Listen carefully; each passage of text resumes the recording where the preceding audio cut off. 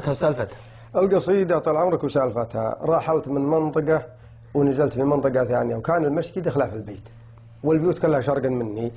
ويومنا صلينا العصر، أنا نزلت الظهر. يوم صلينا العصر قلت يا الربع تقهوى، اللي يقول الله يغنيك واللي يقول والله عندي شغل. هذه الحارة الجديدة. اي فيه رجل ما يرد لا سلام ولا غيره من الجيران. اي يوم مسليل لي والله فيها الله يسلمكم ويسلم من يسمع نبح كلب ومعاه الديت، وازعجنا نص الليل. وين في هذه الديت ولا الكلب؟ بالبيت، ببيت هالجار هذا. ايه بيت جارنا بيننا وبينها الشارع، يعني مقابل البيت. مقابل البيت.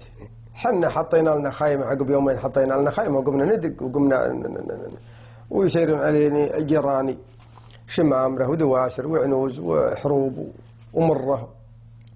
ف يوم جاء يوم من الأيام اللي والله الباب يطق، اقلط يا رجل. يوم قلط له انه عسكري. عسكري رسمي. السلام عليكم. وعليكم السلام. قال وين صاحب المحل؟ قلت نعم. قال ابغاك على جنب. طلعت انا وياه حسن مشر. قال والله الشرطه يبغوك. حسن مشر قال لا حاجه بسيطه، كفاله وما كفاله. قلت يمكن انه من ربعي ما مخالف ولا صايرين فيه مشكله ولا. رجعت على احد الجيران قلت اقلط على الدلال تقهوى ما بجيك، وبمر لي على الرجال هنيه وبجي. عندك انت ضيوف في المجلس؟ عندي جيراني مسيرين عيال العصر عقب صلاه العصر.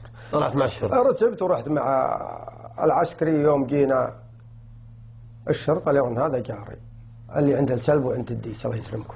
الله يكرم. السلام عليكم. وعليكم السلام. قال هذا الرجال. قال انت سلطان؟ قلت نعم. انت الان ما تدري ما ادري وش القصه. عسى مشر جارنا، عسى مشر سلامات يا جارنا. الرجل قام يصدد، اقول له سلامات ويصد يمين ويسار. قال الضابط هذا جار. قلت الله الله. قال وش بعدها بينك؟ قلت بيني وبين الشارع. قال جارك مطلوب عليه كفاله.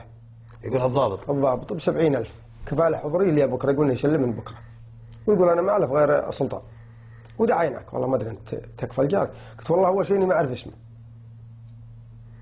ولو دريت انا وانا في محلي ما جيت والله لاني ما اعرف.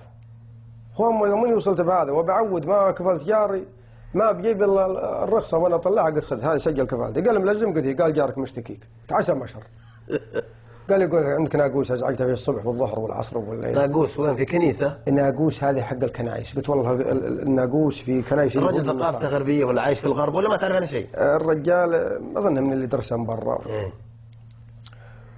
لانه جايب من الجعرين معه الله يسلمكم. الله يكرم. طبعا الناقوس يقصد به النجر. ازعجته النحاوي. اي يقول انا ازعجته لاني اسر من ريجل والله هم غير عندي جعريه. ف قلت الناقوس بكنائس اليهود والنصارى. انا عندي نجر بس اساله هو وش عنده. يا صار ما يبغى كفاله اساله وش عنده. قال وش عنده؟ قلت عنده كلب وعنده ديج.